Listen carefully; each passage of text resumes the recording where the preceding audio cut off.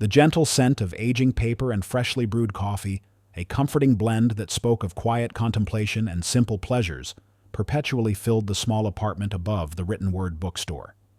Inside Ethan Stone, a man in his late 30s with eyes that held a quiet depth, moved through his morning routine. His life was a deliberate, meticulously orchestrated existence, every action geared towards nurturing his bright, astute, and endlessly curious 8-year-old daughter, Maya. 7 years had passed since he'd retreated from a world of high-stakes science, a world that had once consumed him, choosing instead the serene rhythm of managing this old-fashioned bookstore. The bookstore itself was a sanctuary. Sunlight softened by dust motes dancing in the air spilled through tall arched windows, illuminating towering shelves packed with literary treasures.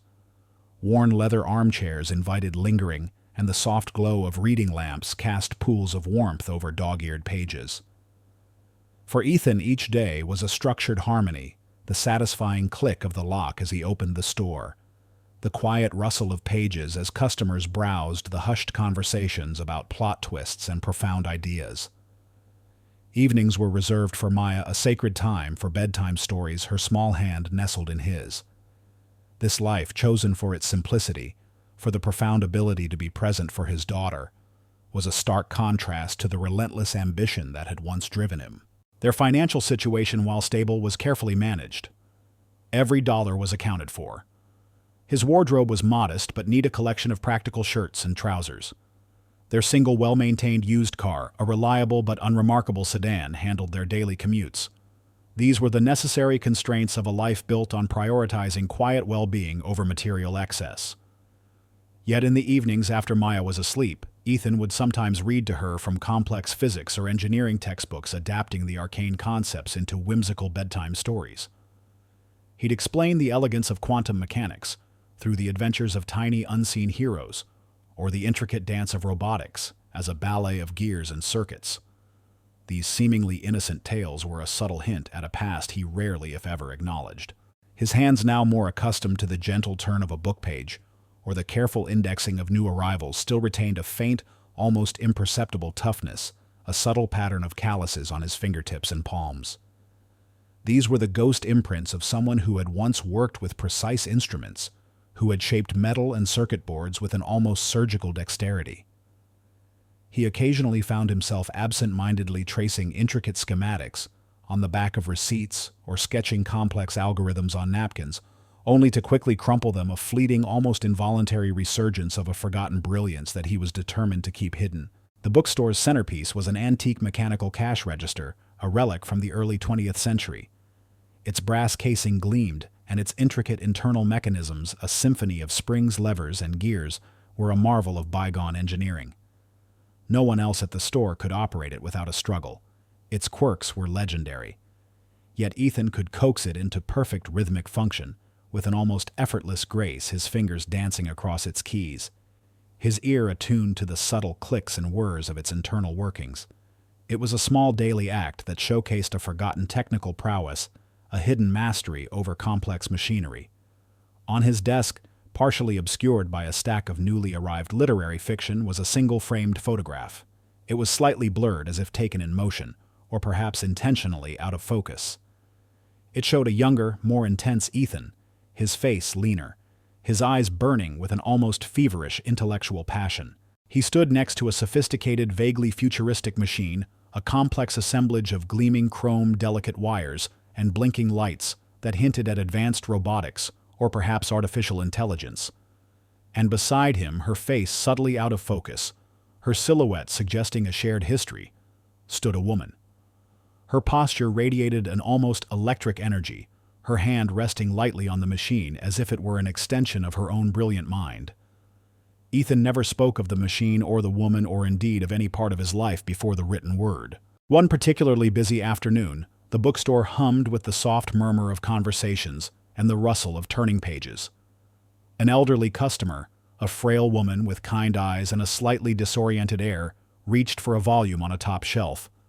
Her hand trembled, and she accidentally dislodged a tall, precarious stack of antique books.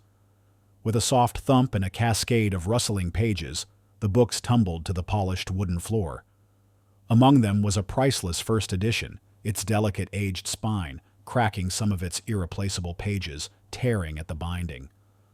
The woman gasped, her face blanching on the verge of tears. "Oh, dear me, I am so terribly sorry," she stammered, her voice trembling with distress and embarrassment. Ethan, who had been organizing a display of new releases nearby, reacted instantly. Without a moment's hesitation, without any concern for the immediate value of the damaged book or the potential cost of repair, he calmly knelt beside the distraught customer. His voice, gentle and reassuring, cut through her rising panic. "Please, ma'am, don't worry. It's quite all right. Accidents happen." He placed a comforting hand lightly on her arm, his concern entirely focused on her well-being rather than the damaged merchandise. With the careful, almost surgical delicacy that hinted at years of precise work, he began to meticulously gather the scattered pages of the first edition, his hands working with an innate understanding of its fragile constitution. He gently smoothed a torn page, assessing the damage. From a hidden compartment beneath the counter, he retrieved a specialized kit, not for books, but for delicate electronics and intricate mechanisms, and produced a roll of almost invisible archival-grade tape. With painstaking precision, his movements surprisingly skilled for a bookseller, he began to carefully repair the torn pages, aligning the fibers with microscopic accuracy. He expressed more concern for the customer's distress than the book's state, his empathy radiating. The elderly woman watched him, her tears slowly subsiding, replaced by a look of profound gratitude and dawning wonder. Ethan simply offered a soft, genuine smile, his eyes warm and understanding. This small, selfless act, performed with such meticulous care and genuine kindness, demonstrated his innate compassion and his meticulous nature, securing reader empathy. It was a quiet testament to the true character of Ethan Stone, a man whose hidden depths were far greater than the humble life he had chosen, and whose past, however carefully buried, held the key to an unimaginable future. The seemingly peaceful life he had built, a sanctuary of quiet books and gentle routines, was about to be irrevocably shattered by a force he couldn't fight with a comforting story or a perfectly mended page. A quiet crisis, insidious and terrifying, began to subtly unravel the carefully constructed world Ethan had built. It started with minor, almost imperceptible shifts in Maya's usually vibrant demeanor. A slight tremor in her hand when she tried to draw her fantastical creatures. A momentary difficulty grasping a crayon, followed by a fleeting look of frustration in her usually joyful eyes. Then it escalated. Her beloved books became a source of quiet struggle as words blurred and lines danced on the page. Her fine motor skills, once so precise, began to falter, impacting her ability to read, to play her favorite puzzles, even to hold her cherished stuffed rabbit. Local doctors, kind but ultimately helpless, were baffled. They offered only vague diagnoses: atypical neurological presentation, undiagnosed motor dysfunction, and a grim array of experimental treatments with depressingly low success rates. Each consultation, each inconclusive test, chipped away at Daniel's carefully maintained emotional facade. The true terror was the financial implication. The cost of advanced medical consultations, specialized diagnostic imaging, and the nebulous promise of potential specialized care quickly dwarfed Daniel's modest income from the written word. He found himself staring at stacks of bills that felt like insurmountable mountains, forcing him to confront a terrifying, undeniable reality. His simple, safe life, his sanctuary of books and quiet routines, could not protect Maya from this unseen enemy. He spent sleepless nights hunched over his laptop, the soft glow illuminating his worried face. He devoured medical journals, scientific papers, and obscure research forums, his old technical brilliance reawakening in a desperate, almost feverish attempt to understand Maya's unique, perplexing symptoms. He found cryptic patterns that no doctor seemed to see, drawing connections between seemingly disparate neurological data, his mind instinctively seeking the underlying code of Maya's illness. The problem was not just Maya's deteriorating health. It was his agonizing realization that he was powerless, his carefully curated life of simplicity, now a gilded cage that offered no escape for his ailing daughter. Desperation, a cold, unyielding hand, tightened its grip around Ethan's heart. He was forced to seek out a specialized medical research institute, a beacon of hope advertised as the last resort for complex neurological conditions. This institute, the Viridian Institute, was renowned globally for its cutting-edge advancements in AI-driven diagnostics and neurorobotics in medicine. But it was also infamous for its exorbitant costs, its impenetrable layers of bureaucracy, and its exclusive clientele, a world of unparalleled scientific ambition and ruthless financial gates. It was precisely the kind of institution, the kind of scientific frontier, that Daniel had intentionally left behind 7 years ago, having once walked its polished halls as a rising star. During his initial desperate inquiry navigating a labyrinth of automated receptionists and condescending administrative assistants, he finally found himself in a brief, humiliating meeting with Dr. Eris Thorne. Eris, a cold, impeccably dressed neuroscientist in his early 40s, was the Institute's lead researcher, his reputation built on a foundation of brilliant, if ethically questionable, breakthroughs. He was also chillingly Daniel's estranged older brother. Eris was everything Daniel once was, but amplified to a terrifying degree. Brilliant, yes, but also utterly ruthless, driven solely by ambition, recognition, and an insatiable hunger for power. He saw science not as a pursuit of truth, but as a ladder to personal glory. Eris's eyes, devoid of warmth, swept over Daniel's modest attire, a faint sneer playing on his lips. "Ethan, what a surprise," he said, his voice smooth but laced with disdain. "Still selling dusty old books, I see a far cry from where you once were." He paused, letting the implication hang in the air. "I heard you dropped out of the game. Said you couldn't handle the pressure." He then subtly, almost imperceptibly shifted his posture, physically embodying his superiority.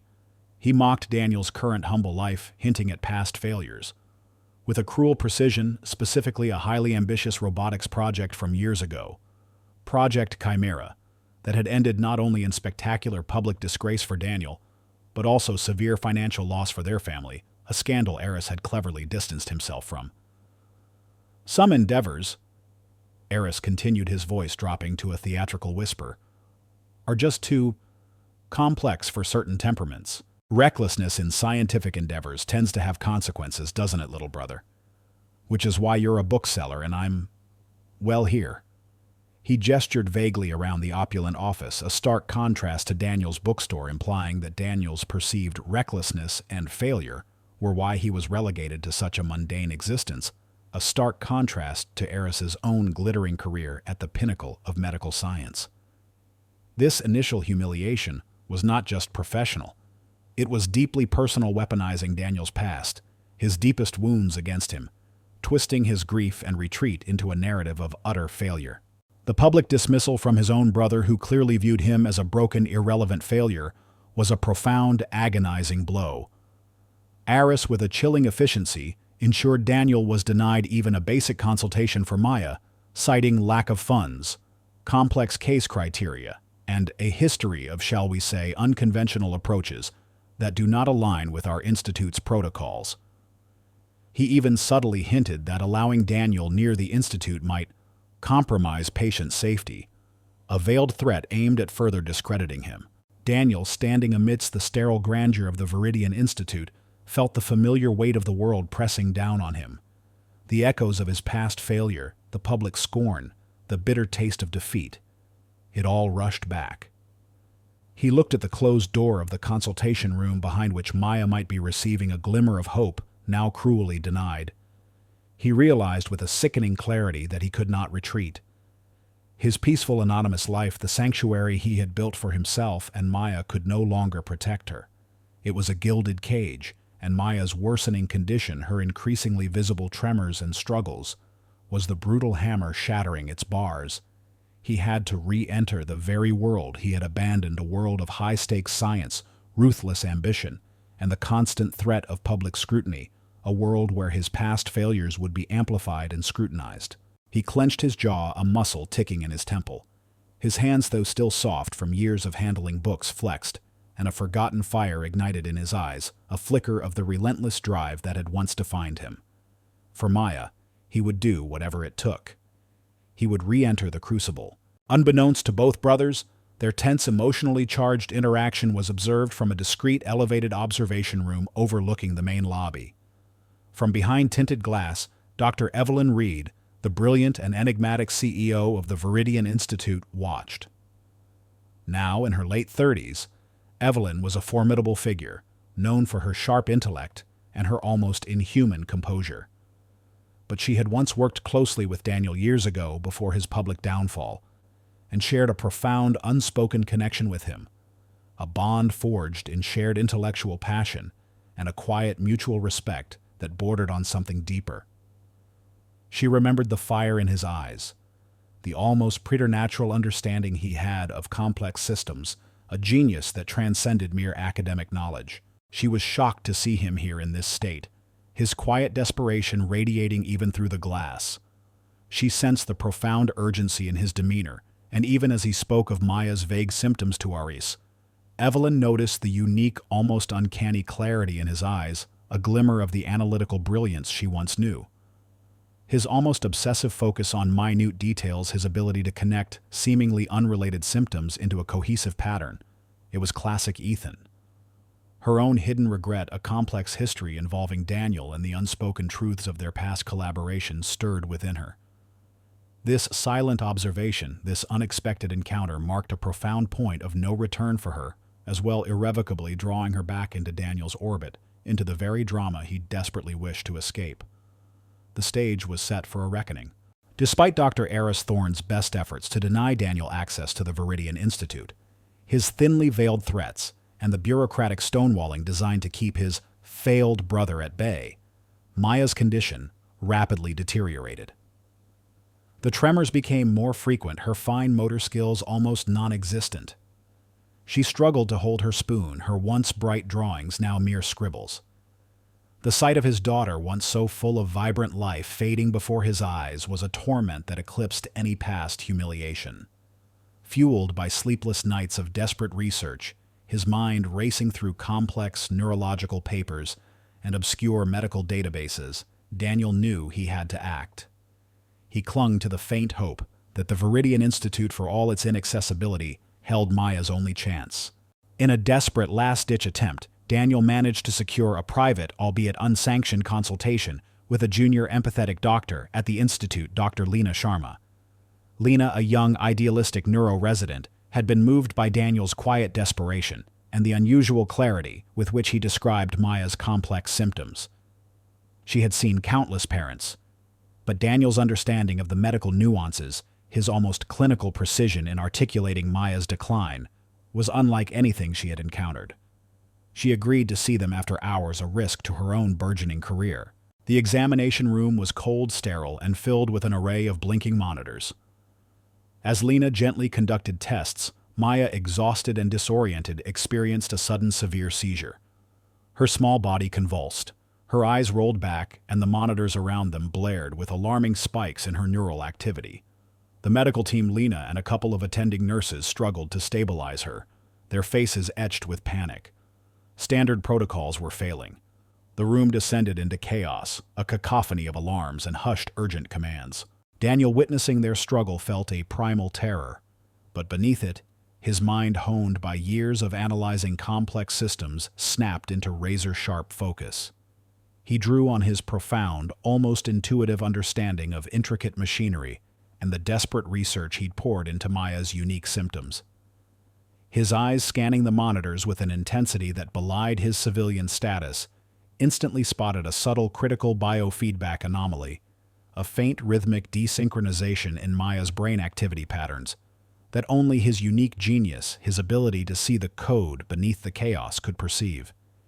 It was a glitch so minute, so fleeting, that it would have been dismissed as noise by even the most advanced AI diagnostics. He instinctively pointed to a specific, obscure neurointerface adjustment required to stabilize Maya, an adjustment no conventional medical protocol would suggest, an almost esoteric correction involving the precise modulation of a single neural frequency.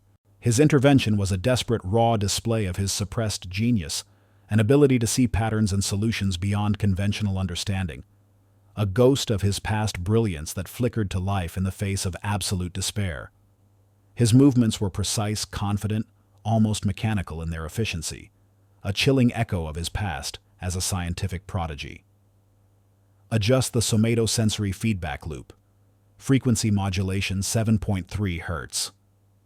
He called out, his voice sharp and clear amidst the cacophony, pointing to a rarely used control panel. This extraordinary display of quick thinking and technical insight, this raw, undeniable flash of Daniel's past brilliance, was witnessed by only two individuals who truly mattered. One was Dr. Leena Sharma, the helper, who despite her initial shock trusted her gut instinct and swiftly followed Daniel's urgent instructions, her hands flying over the controls. As she made the precise adjustment, Maya's seizure immediately subsided, her vital signs steadying the alarms, silencing. Lena stared at Daniel, her face a mixture of profound awe and dawning respect. Her skepticism, born of years of rigid medical training, was utterly replaced by a speechless wonder. She knew with chilling certainty that Daniel had just done the impossible. The other witness was Dr. Eris Thorne. He had entered the room drawn by the commotion of the alarms, expecting to witness Daniel's emotional breakdown and Maya's further decline, a final public confirmation of his brother's inherent failure. But as he watched Daniel, this simple bookseller, instinctively diagnose and stabilize Maya in a way that defied every standard medical protocol, Eris's face contorted. He saw the same spark of genius he'd once seen in his own reflection, now burning fiercely in his estranged brother. He recognized Daniel's innate talent, a raw, undeniable skill that rivaled his own, threatening his carefully constructed image of being the sole genius in the family and the institute. He also understood with a sickening clarity that Daniel's solution hinted at a deeper, more fundamental flaw in the institute's proprietary neurointerface technology, a flaw that Eris had deliberately overlooked or suppressed to avoid costly redesigns and to rush a product to market. This revelation solidified Eris's intent to destroy Daniel and conceal the truth, for Daniel's brilliance, if unchecked, would expose Eris's own ethical compromises and intellectual dishonesty. Eris, his mind racing, immediately moved to discredit Daniel's intervention. As soon as the room quieted and Maya was stable, he took charge, his voice loud and authoritative. He subtly overrode the medical logs, his fingers flying across a hidden console, trying to make it appear as though Maya stabilized due to the standard protocols and his own leadership, not Daniel's intervention. He meticulously erased any digital trace of Daniel's precise command, replacing it with fabricated data. He then began spreading insidious rumors among the institute staff, whispering loudly in the sterile corridors that Daniel was a quack, a desperate father with a dangerous, unproven theory, and that his interference was disruptive and potentially harmful to patients. His actions were reckless. He scoffed to his colleagues, "Pure amateur hour. We were already bringing the situation under control." He ensured Daniel was immediately barred from any further access to Maya's treatment or records citing unauthorized interference and patient safety protocols. Security guards were instructed to escort Daniel off the premises if he attempted to return. Beyond the institute's walls, Eris made a cryptic, urgent call to a powerful, unseen figure, Mr. Silas Croft, a corrupt pharmaceutical executive who had heavily invested in the flawed neurointerface technology that Eris had pushed into development. "We have a problem," Eris hissed into the phone, his voice low and urgent. "Ethan. He's here. He almost exposed the instability. He's a threat to our shared interests." He hinted at a new, unexpected threat to their massive financial interests posed by Daniel's reemergence, a threat that went far beyond mere family rivalry. He suggested a preemptive strike, a way to permanently neutralize Daniel. Finally, Eris confidently reported to Dr. Evelyn Reed, the CEO, that Daniel was a dangerous liability. His emotional state compromised the procedure, Eris declared, his face a mask of professional concern. "He needs to be permanently banned from the premises. He is a clear risk to patient welfare and to the Institute's reputation." He fully expected her to agree to dismiss Daniel without a second thought, convinced he had masterfully secured his brother's swift and permanent removal. Evelyn, however, sat behind her vast glass desk, her gaze unwavering. She listened to Eris's report with a deceptive calm, her fingers drumming a silent rhythm on the polished wood. Despite the formal report and Eris's confident assertions, Evelyn now held her own complex understanding of Daniel's hidden genius and Eris's deceptive nature. She had subtly been monitoring Maya's vitals on her private terminal, and the timing of Maya's stabilization coincided precisely with Daniel's shouted command, not with Eris's later frantic interventions. She knew Eris was lying, and she knew why. Her internal conflict intensified. The ghost of her past with Daniel, the memories of their shared intellectual passion, the profound respect she still held for his true genius, all stirred within her, warring with the ruthless pragmatism that had defined her rise to power. The stage was set not just for a medical breakthrough, but for a deeply personal reckoning. Maya's condition, despite Daniel's desperate and brilliant intervention, remained critical. The temporary stabilization had bought them time, a precious, fragile gift, but the underlying neurological damage persisted. Dr. Leena Sharma, the junior doctor who had witnessed Daniel's genius, was deeply concerned. She knew with a certainty that defied conventional medical wisdom that Daniel's insight was their only path forward. In a hushed, clandestine meeting in a deserted hospital stairwell, she secretly informed Daniel about a revolutionary, highly experimental neurorobotics procedure. "It's a long shot, Mr. Stone," she whispered, her voice tight with a mixture of fear and hope. "But it's Maya's last hope. It could literally repattern her neural pathways."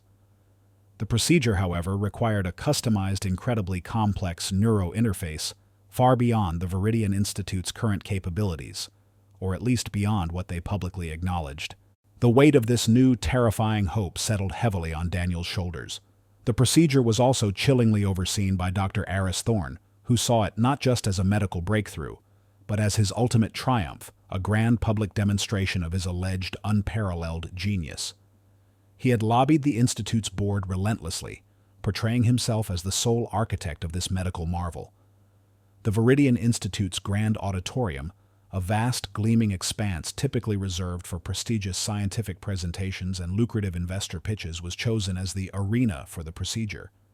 It was a calculated move designed as a massive PR event to secure billions in funding for Aris's research, to solidify his status as a global icon, and most cruelly to publicly silence any lingering whispers of Daniel's past brilliance by showcasing Aris's supposed superior intellect. Daniel, as Maya's father, was permitted to observe, but only from a designated cordoned-off section at the very back of the auditorium, separated from the medical team by a thick pane of glass and an insurmountable chasm of perceived social and professional standing. It was a symbolic gesture of his utter powerlessness, a visual reminder of his outcast status. The air in the auditorium, usually filled with hushed reverence, was now thick with anticipation, almost buzzing with the energy of hundreds of expectant eyes. Aris, during the pre-procedure briefing, moved with an almost theatrical grace, his voice smooth and confident, as he addressed the assembled dignitaries, investors, and media. His patronizing remarks and exaggerated gestures during the pre-procedure briefing were subtly aimed at belittling Daniel, implying his emotional attachment to Maya was a hindrance to proper scientific objectivity. Emotional involvement, while understandable, can cloud judgment in such delicate procedures. Aris proclaimed, his eyes flicking pointedly towards Daniel's isolated section, a thinly veiled barb. "One must maintain absolute detachment, absolute scientific purity." The stakes were immense. Maya's life, Daniel's reputation, and the very future of medical ethics all hung precariously in the balance. Despite Dr. Leena Sharma's quiet support, the young doctor subtly trying to pass Daniel crucial glances and coded information, though she was effectively silenced and controlled by Aris's pervasive authority, Daniel found himself profoundly isolated in this moment. The skeptical gazes of the medical establishment, the veiled sneers of Aris's sycophantic colleagues who filled the front rows, and the critical, unblinking assessment from Dr. Evelyn Reed, antagonist type B, but with a deeply conflicted internal state, all bore down on him from her VIP box. She watched him, her past with him a silent, throbbing wound, her face an unreadable mask of professional composure that hid a turbulent internal storm. He was surrounded by people who either doubted him, were indifferent to Maya's personal tragedy, or actively wished for his spectacular failure and Aris's unadulterated triumph. The cold, sterile glow of the auditorium lights seemed to amplify his sense of loneliness. He felt the immense weight of Maya's fragile life, a precious cargo entrusted entirely to his desperate fight. He battled not just Aris's calculated machinations, but his own deep-seated insecurities. The echoes of the devastating Project Chimera from his past, that had ended in public disgrace and profound personal loss. The gnawing fear of letting Maya down, of seeing her light diminish further, was a relentless pressure threatening to crush him under its immense weight, to send him spiraling back into the self-doubt that had plagued him for 7 long years. He looked at the vast array of blinking monitors, the complex neurorobotics gleaming under the lights, and felt the clinical impersonality of it all. The room, for all its scientific marvels, felt cold, sterile, and utterly alien.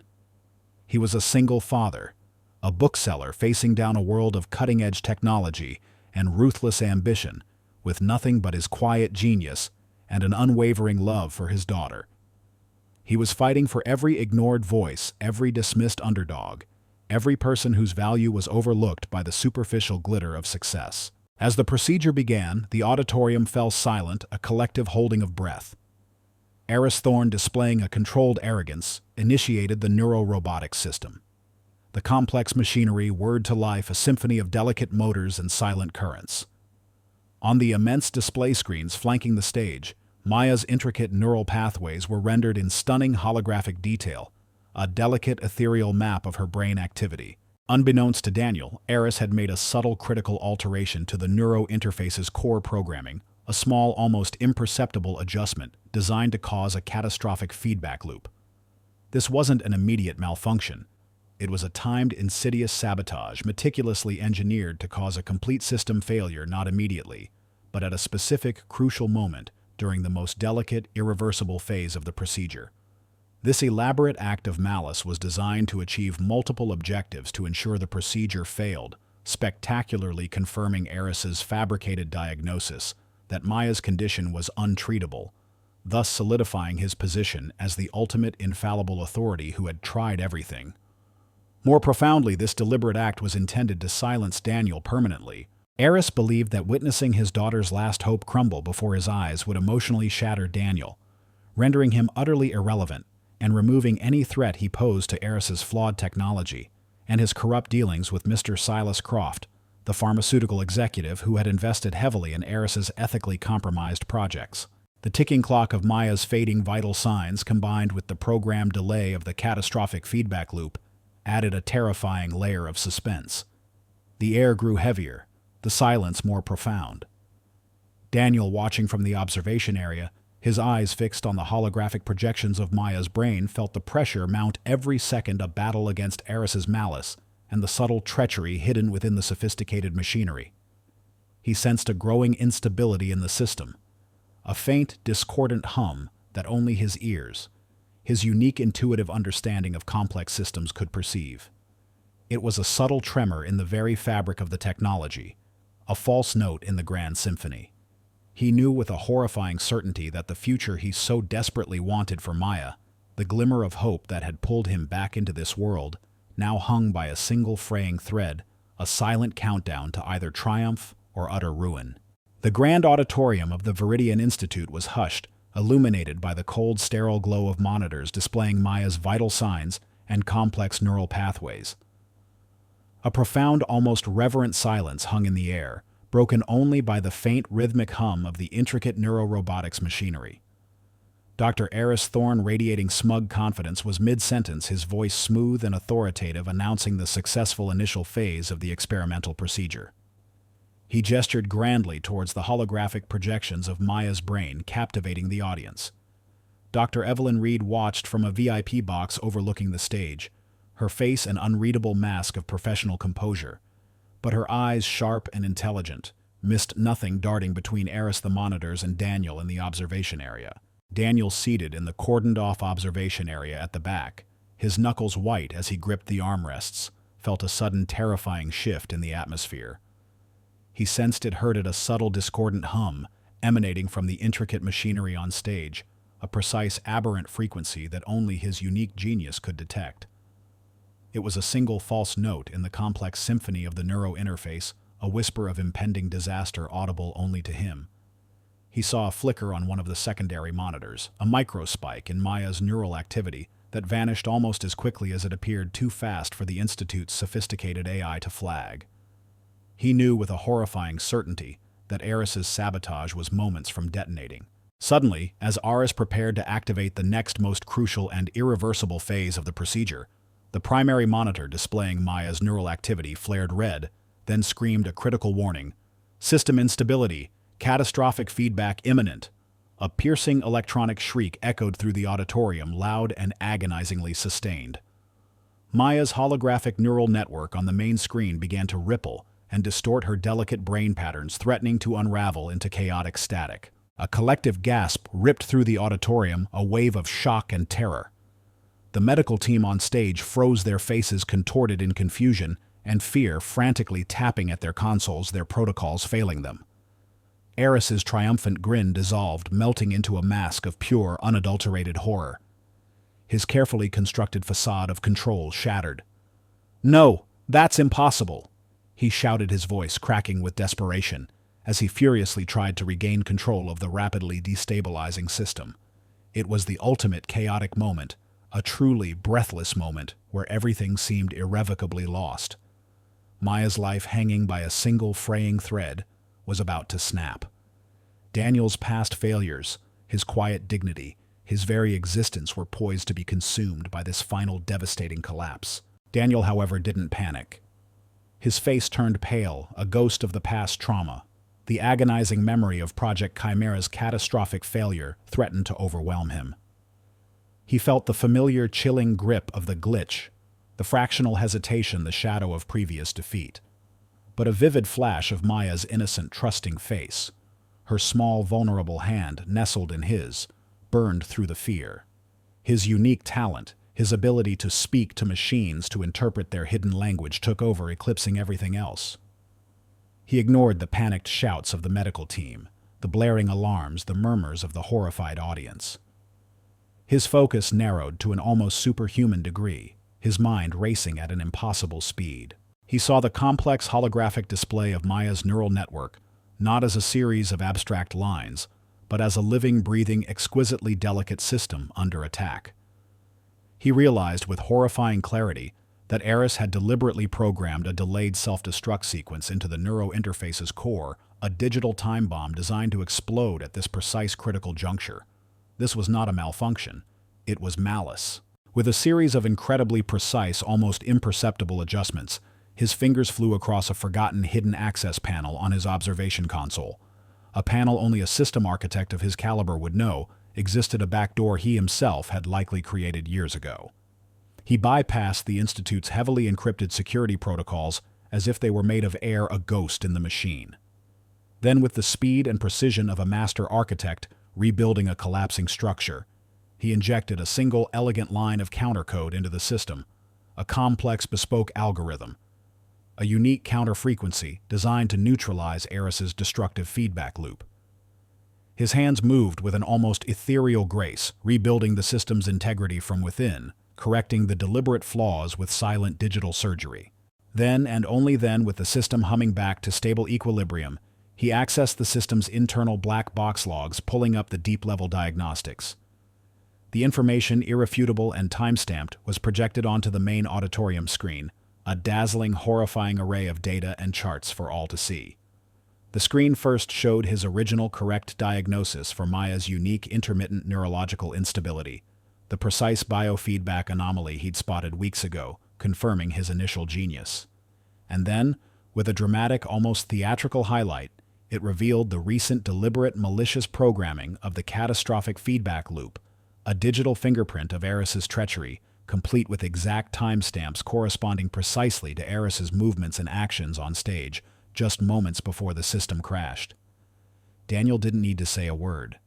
The data, cold, irrefutable, and time-stamped, screamed Eris's guilt for all to see. The moment Daniel injected the counter-frequency, the piercing alarms silenced abruptly, the flashing red lights on the monitors vanished, and the critical error message dissipated. Maya's holographic neural network on the main screen stabilized instantly, replaced by a steady, healthy, rhythmic neural readout. A profound, stunned, absolute silence fell over the auditorium, thick and heavy, broken only by the soft, rhythmic hum of the now stable neurorobotic system. It was quickly replaced by a wave of collective gasps, then murmurs of disbelief, then a growing roar of spontaneous, thunderous applause that swept through the crowd like wildfire. Dr. Eris Thorne's face, initially contorted in panic, drained of all color, his arrogant mask melting into one of pure, unadulterated horror. He stumbled back physically, reeling utterly. exposed, his lies laid bare, his intricate web of deceit unraveled in a single devastating moment. He looked like a cornered animal, his eyes darting frantically, searching for an escape that didn't exist. Dr. Leena Sharma, the junior doctor, let out a choked cry of pure awe and relief, tears streaming down her face as she looked at Daniel. He did it," she whispered, her voice trembling. Dr. Evelyn Reed, who had been observing the entire drama with a razor-sharp, analytical gaze, now allowed a faint, knowing smile to touch her lips. A glint of genuine admiration in her eyes, mixed with a profound, unspoken regret for her past actions.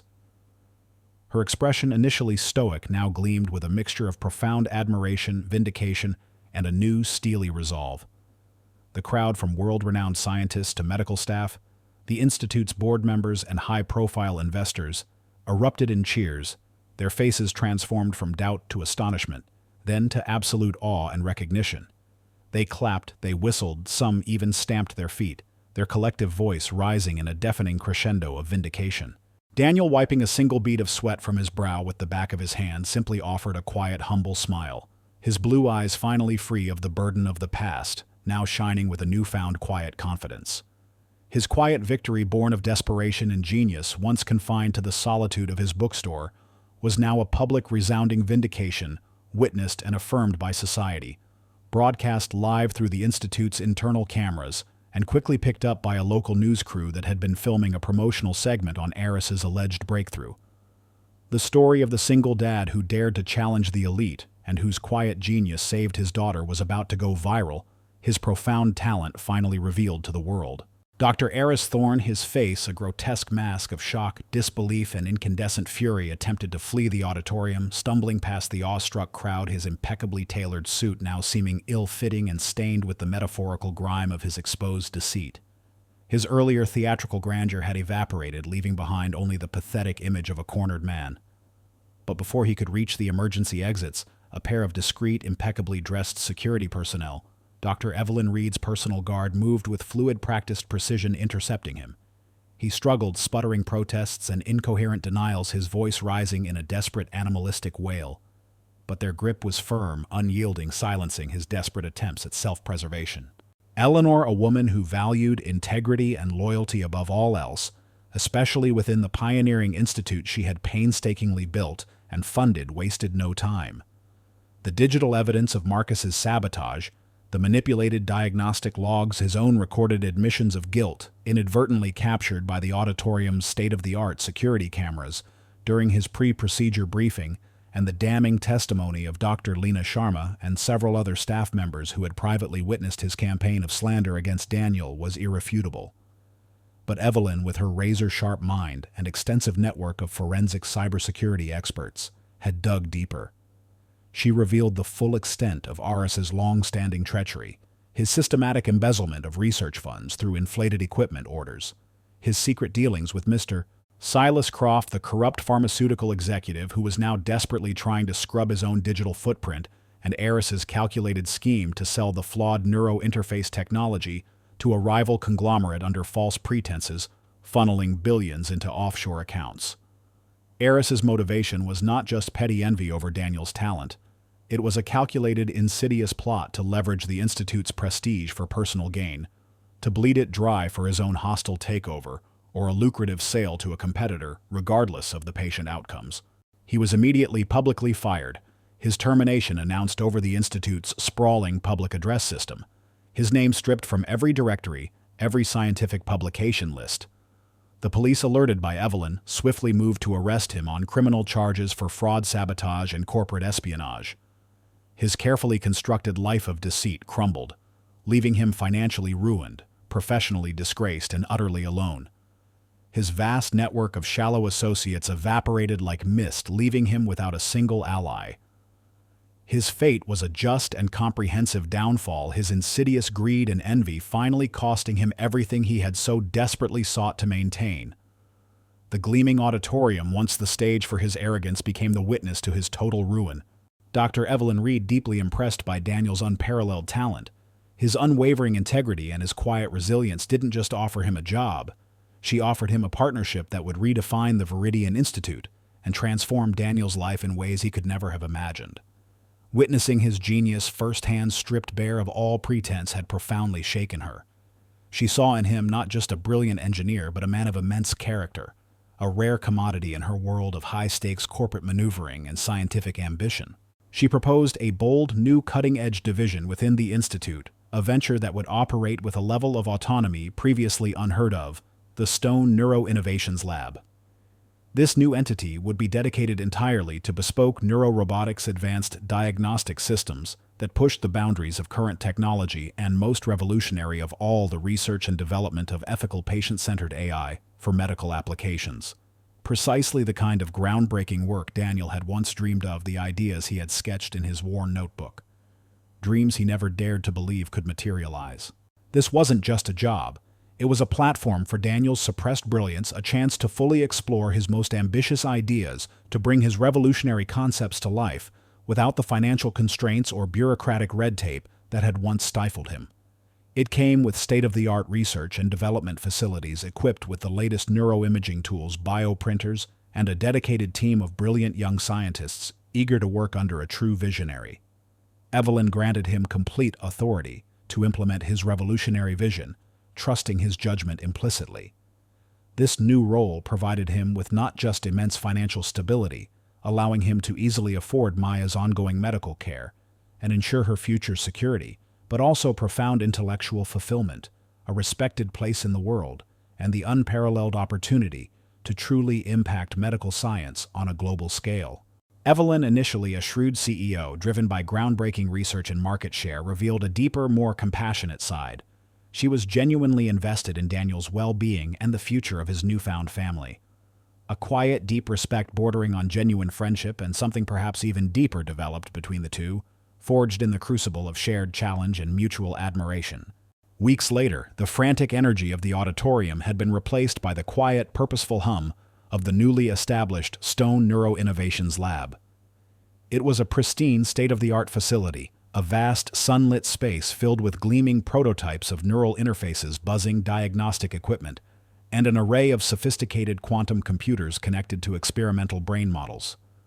Maya, now happily thriving under Daniel's customized intuitive therapies, attended a prestigious local school.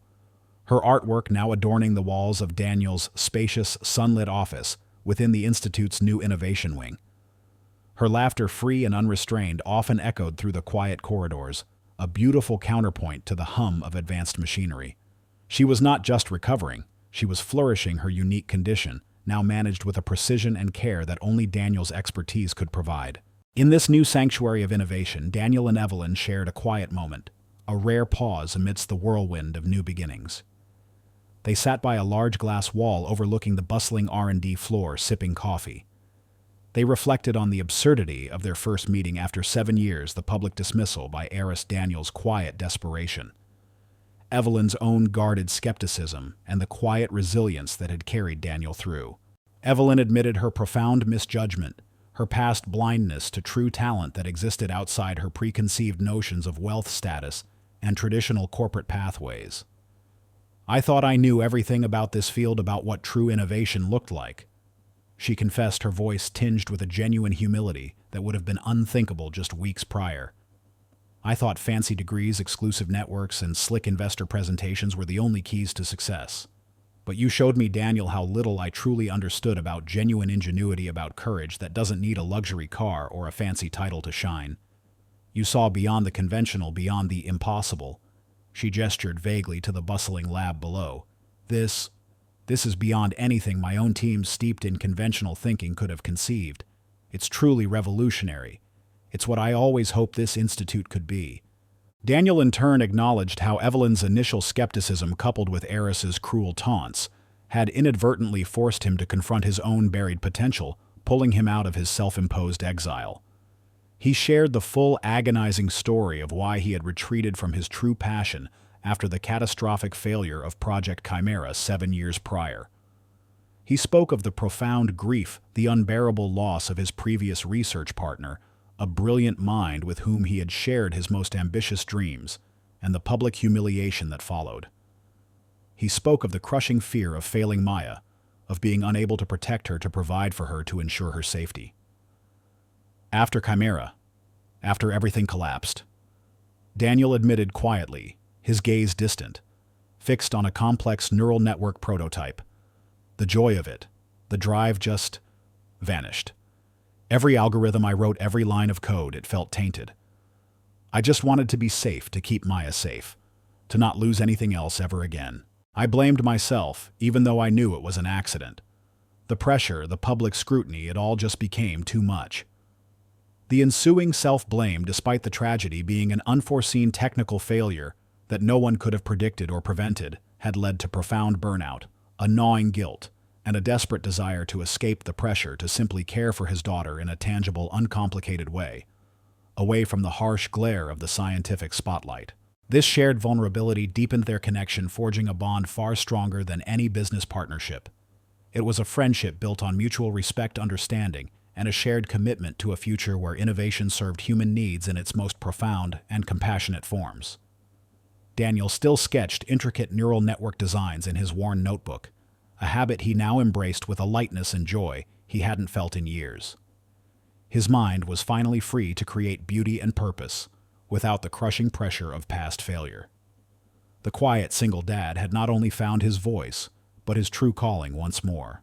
7 years later, the faint scent of old paper and the quiet aroma of freshly brewed coffee still occasionally clung to Ethan Stone, familiar comforts that now mingled with the crisp, clean scent of ozone and the polished gleam of advanced technology.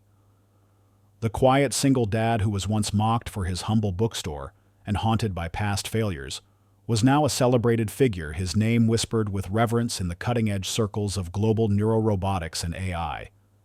Ethan Stone had not merely rebuilt his life. He had revolutionized an entire field, transforming the very concept of medical diagnostics, personalized treatment, and ethical AI development on a scale previously unimaginable. He was now the world-renowned head of Stone Neuro Innovations Lab, a formidable division within the Viridian Institute, responsible for pioneering bespoke neural interfaces, advanced diagnostic systems, and revolutionary AI-driven therapies that seamlessly integrated with human physiology.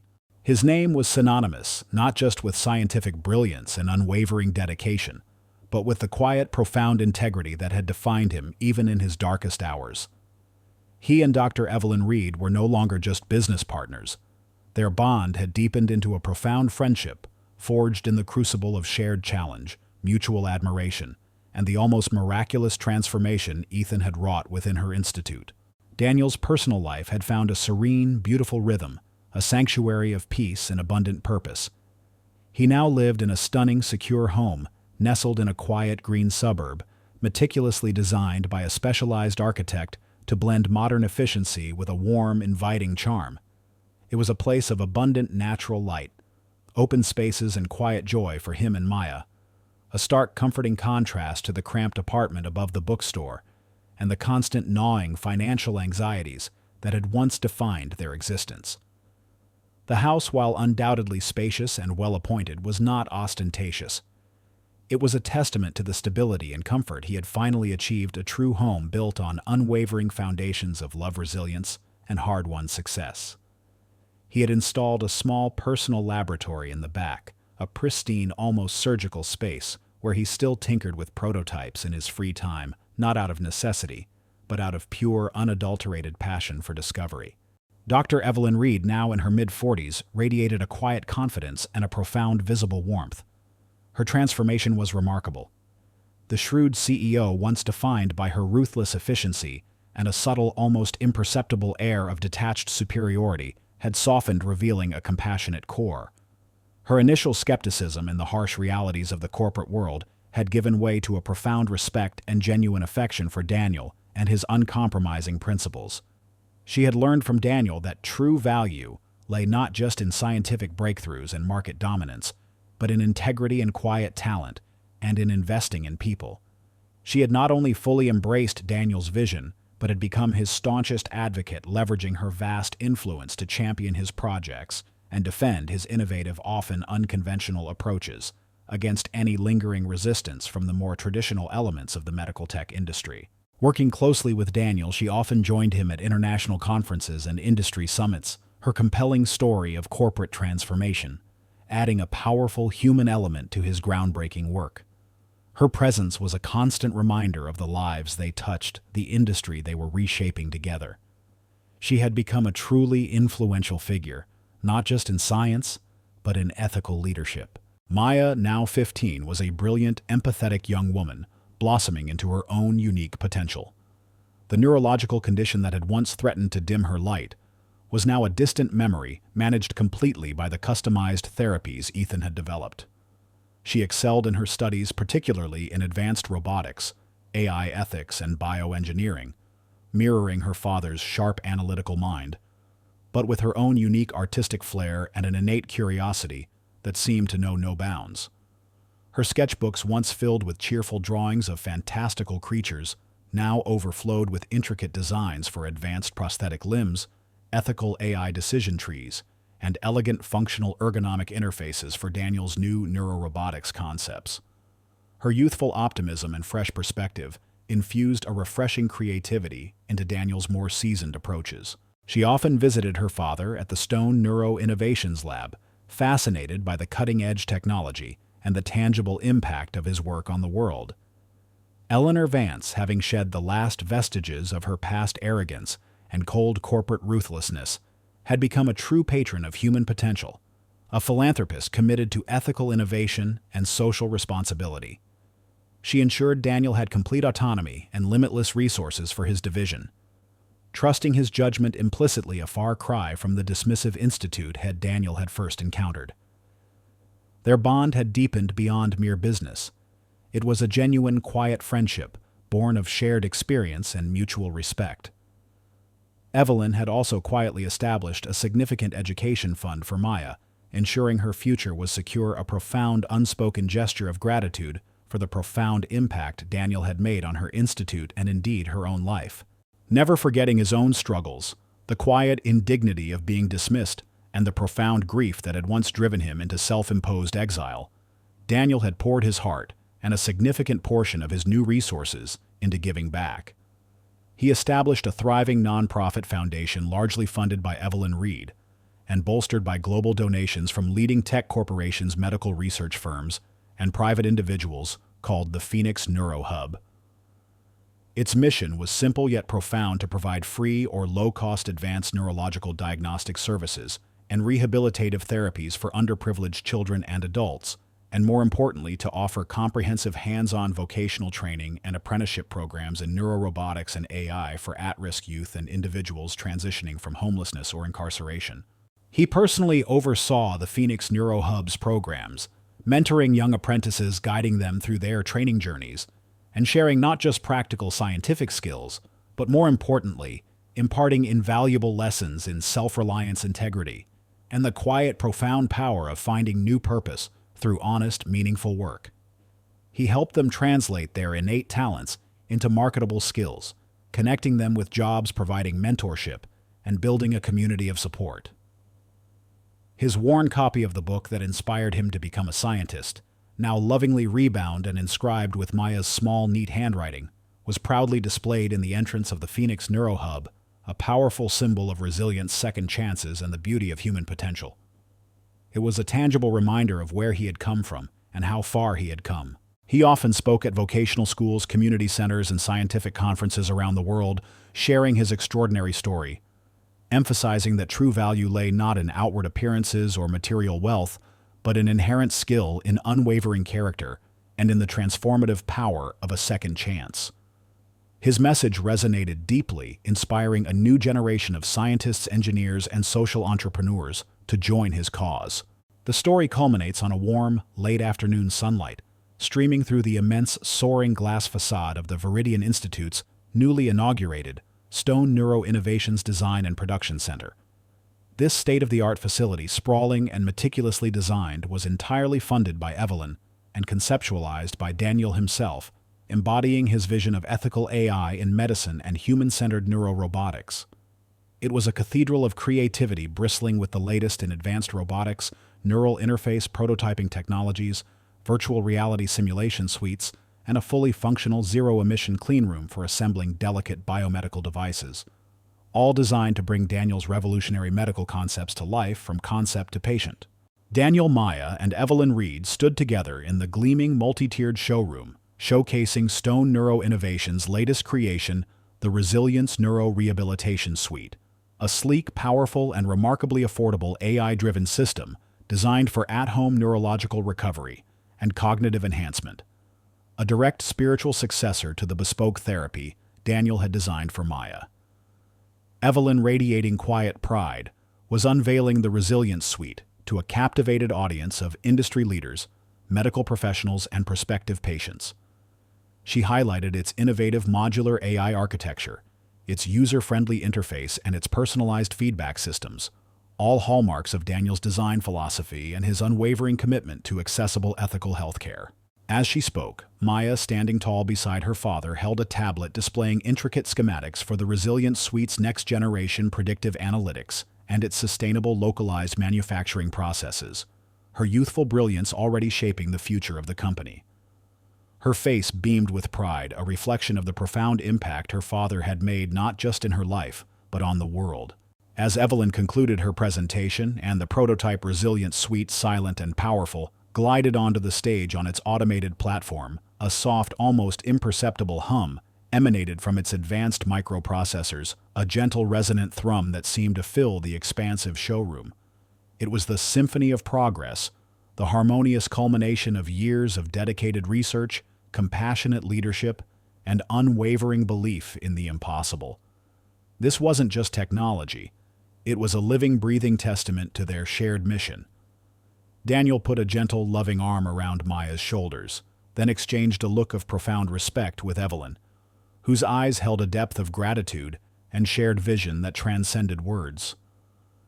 A warm, knowing smile passed between Daniel and Dr. Lena Sharma, his former secret ally, and now a trusted colleague who stood nearby, witnessing the extraordinary fruits of their improbable partnership.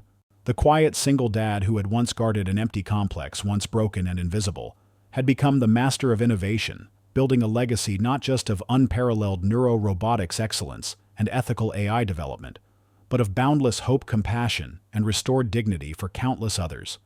He had left an indelible mark on the world, one perfectly tuned neural interface, one rehabilitated life, one ethical AI solution at a time. The world was still full of challenges, full of medical and human flaws. But for Daniel and his family, he chose the family he built through courage and compassion, and the countless lives he touched through the Phoenix. NeuroHub, the future was an open horizon, full of infinite promise built on unshakable foundations, of resilience, integrity, and boundless transformative purpose. The old bookstore, once a symbol of his struggles, now stood as a testament to the enduring power of a single honest man and the woman who saw beyond the quiet facade to the pure genius within. If this story stirred your heart, if it reminds you that courage can alter destinies and that light always finds a path even in the deepest darkness, please leave a comment. Share this story with those who need inspiration.